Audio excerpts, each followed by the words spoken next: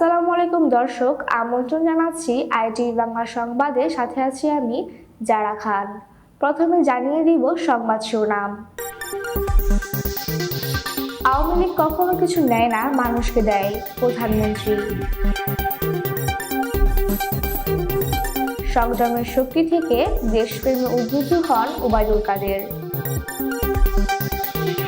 ঈদ এখন মানুষের কাছে দুঃখের, মির্জা ফখরুল।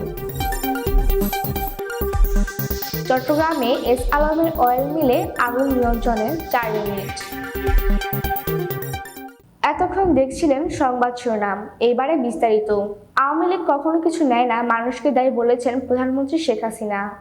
সর্বস্তরের মানুষের সঙ্গে ঈদের শুভেচ্ছা বিনিময়ের সময় তিনি একথা বলেন। গণভবনে মন্ত্রিসভার সদস্য দলের কেন্দ্রীয় নেতাসহ সর্বস্তরের মানুষের সঙ্গে ঈদের শুভেচ্ছা বিনিময় করেন বঙ্গবন্ধু কন্যা। এ সময় তার সাথে ছিলেন ছোট বোন শেখ রেহানা। পরে শুভেচ্ছা বক্তব্যে প্রধানমন্ত্রী শেখ হাসিনা বলেন, ঈদের আনন্দ সবার জীবনে অনাবিল সুখ স্বাচ্ছন্দ্য নিয়ে আসবে বলে প্রত্যাশা তার। রমজানে দলীয় নেতা কর্মীসহ সরকারি বেসরকারি বিভিন্ন প্রতিষ্ঠান ইফতার পার্টি না করায় কৃতজ্ঞতা জানান বঙ্গবন্ধু কন্যা। অভিযোগ করেন অন্য দলের নেতারা নিজেরা ইফতার খেয়েছে। মানুষের অন্ন, বস্ত্র, শিক্ষা, চিকিৎসা, বাসস্থান সহ মৌলিক চাহিদা পূরণে সরকার কাজ করে যাচ্ছে বলেও জানান প্রধানমন্ত্রী শেখ হাসিনা। সংযমের শক্তি থেকে দেশপ্রেমে উদ্বুদ্ধ হওয়ার আহ্বান জানিয়েছেন আওয়ামী লীগের সাধারণ সম্পাদক ওবায়দুল কাদের। তিনি বলেছেন, উৎসবের শক্তি সংহত হোক সব ষড়যন্ত্র ও সন্ত্রাসের বিরুদ্ধে। এক ভিডিও বার্তায় তিনি এসব কথা বলেন। দেশবাসীকে ঈদের শুভেচ্ছা জানিয়ে ওবায়দুল কাদের বলেন, সব প্রকাশ্য ও অপ্রকাশ্য ষড়যন্ত্রের জাল ছিন্ন করে শেখ হাসিনার নেতৃত্বে উন্নত, সমৃদ্ধ, স্মার্ট বাংলাদেশ গড়ার লক্ষ্যে এগিয়ে যেতে হবে।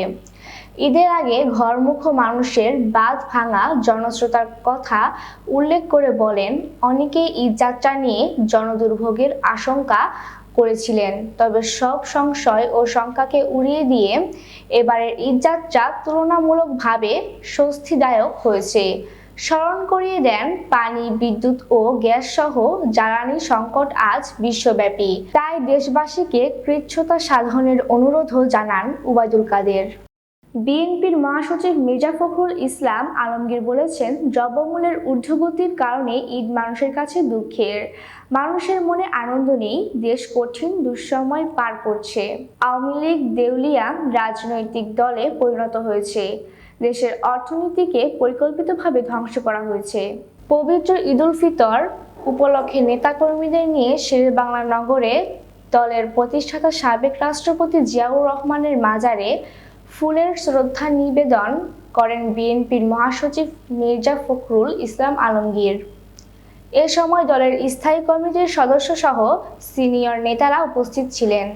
শ্রদ্ধা নিবেদন শেষে জিয়াউর রহমানের রুহের মাগফেরাত এবং দেশ ও জাতির সমৃদ্ধি কামনায় মোনাজাত করা হয়।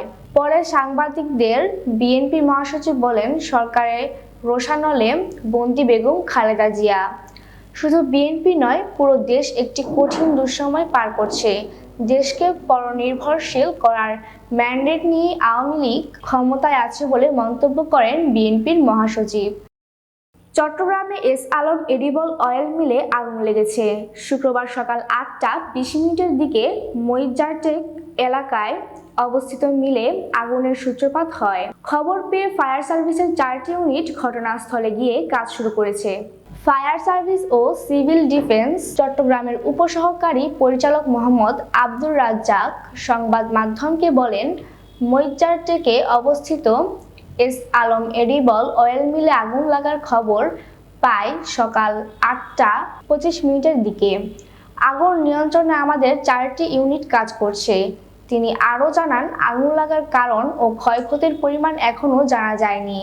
এছাড়া হতাহতেরও কোনো খবর পাওয়া যায়নি। আইটিভি বাংলার পরবর্তী সংবাদ দেখার আমন্ত্রণ জানিয়ে শেষ করছি। সেই পর্যন্ত সবাই ভালো থাকবেন, সুস্থ থাকবেন। আল্লাহ হাফেজ।